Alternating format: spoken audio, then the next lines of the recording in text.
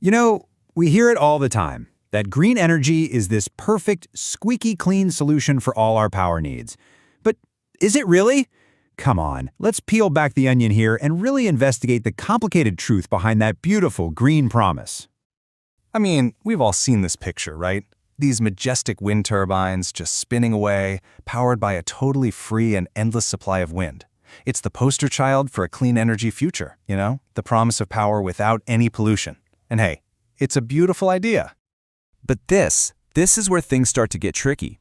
It's a really simple question, but it gets right to the heart of the single biggest challenge for renewables. What in the world do you do for power when the sun goes down or the wind just stops blowing? Okay, so let's get into this. I want you to think of our power grid like a tightrope walker. Seriously, it needs perfect balance every single second of every single day. The amount of electricity being pumped in has to exactly, and I mean exactly, match the amount of power we're all using. If that balance is off by even a little bit, well, the tightrope walker falls, and that's when we get blackouts.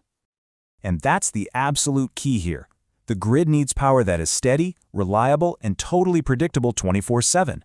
But wind and solar? Well, they're kind of like that friend who's always late. You know the one. Sometimes they're there, sometimes they're not.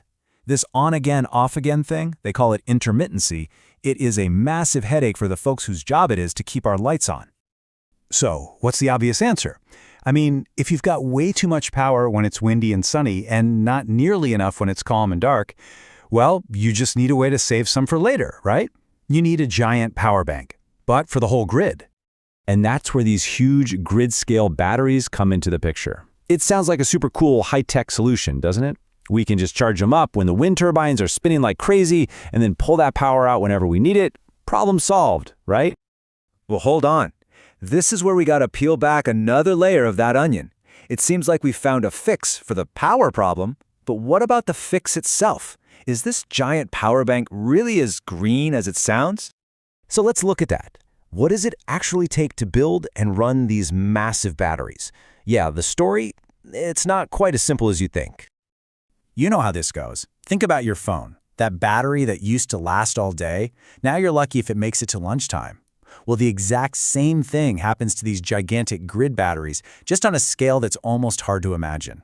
They get old, they get weaker, they just wear out. And you know what? They wear out a lot faster than you'd probably guess.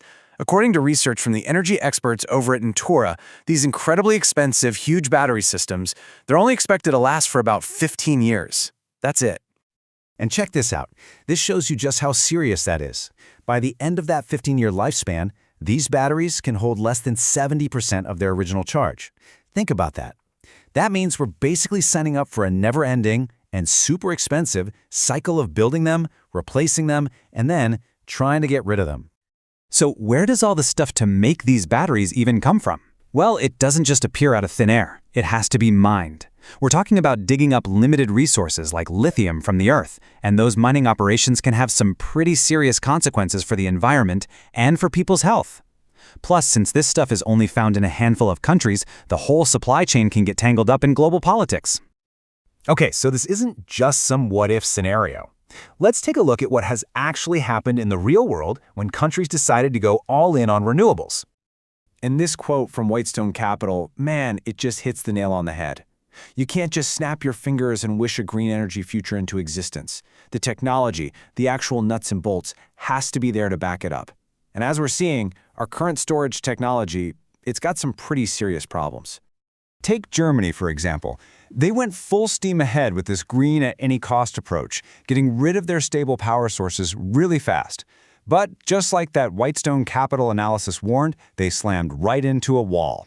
They hit the very real, practical problems of renewables that don't always work, and crucially, not having the battery tech ready to fill the gaps. And Japan's story, wow, it really shows you the consequences. After the terrible Fukushima accident back in 2011, Japan shut down all of its nuclear power plants. And look what happened next. According to the International Energy Agency, just 3 years later, their reliance on imported fossil fuels, coal, oil, and gas, shot up to a staggering 94%.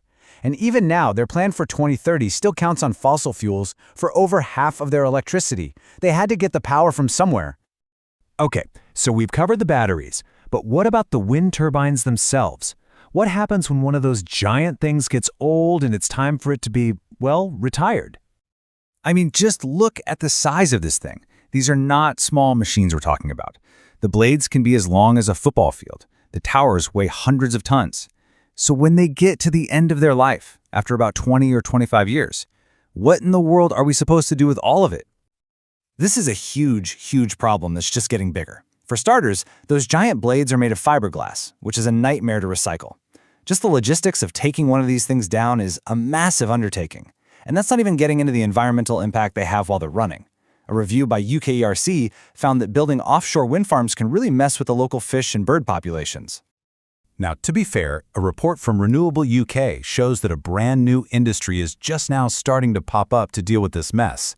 You've got companies working on new ways to recycle the blades and offering so-called decommissioning services. But think about what that means. We're only now figuring out the solution for a tidal wave of waste that's about to hit. So, at the end of the day, here's what it all boils down to. That simple, beautiful promise of clean, free, and endless green energy, it's hiding a much, much more complicated reality. The power isn't reliable, the batteries needed to store it have their own environmental baggage, and the whole shebang creates a massive pile of waste that we're still figuring out what to do with. And that kind of leaves us with a much tougher question, doesn't it? Maybe this isn't a simple choice between good renewables and bad fossil fuels. Maybe the truth is that every single way we make energy comes with its own unique set of really complicated, really expensive, and really difficult problems. So the real question isn't which one is perfect. The real question is, which set of problems are we willing to take on? Thanks for coming along on this investigation with us. To delve further, check out the Deep Dive podcast episode on this topic. The link is in the comments.